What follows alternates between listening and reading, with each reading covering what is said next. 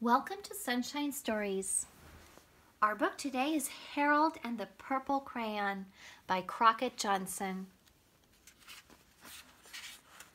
Harold and the Purple Crayon.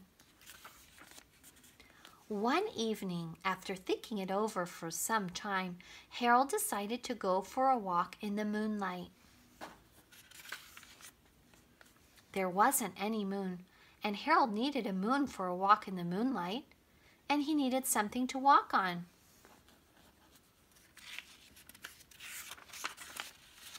He made a long, straight path so he wouldn't get lost, and he set off on his walk, taking his big purple crayon with him.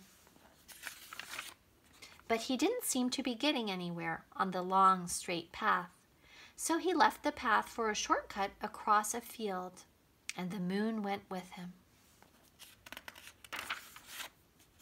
The shortcut led right to where Harold thought a forest ought to be. He didn't want to get lost in the woods, so he made a very small forest with just one tree in it.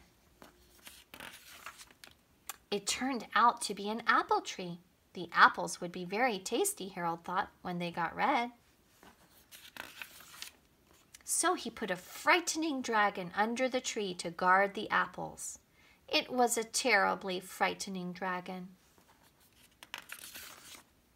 It even frightened Harold. He backed away. His hand holding the purple crayon shook.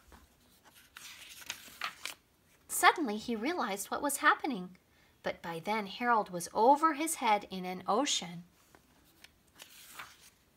He came up thinking fast, and in no time he was climbing aboard a trim little boat.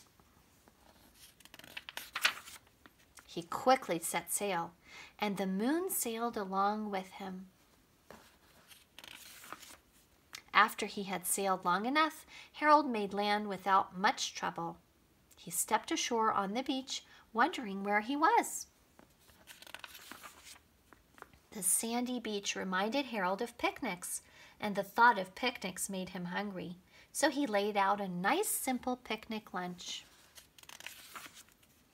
There was nothing but pie, but there were all 9 kinds of pie that Harold liked best.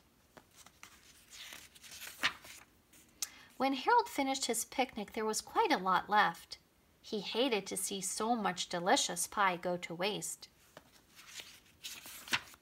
So Harold left a very hungry moose and a deserving porcupine to finish it up, and off he went, looking for a hill to climb to see where he was. Harold knew that the higher up he went, the farther he could see, so he decided to make the hill into a mountain. If he went high enough, he thought, he could see the window of his bedroom. He was tired and he felt he ought to be getting to bed. He hoped he could see his bedroom window from the top of the mountain. But as he looked down over the other side, he slipped, and there wasn't any other side of the mountain. He was falling in thin air.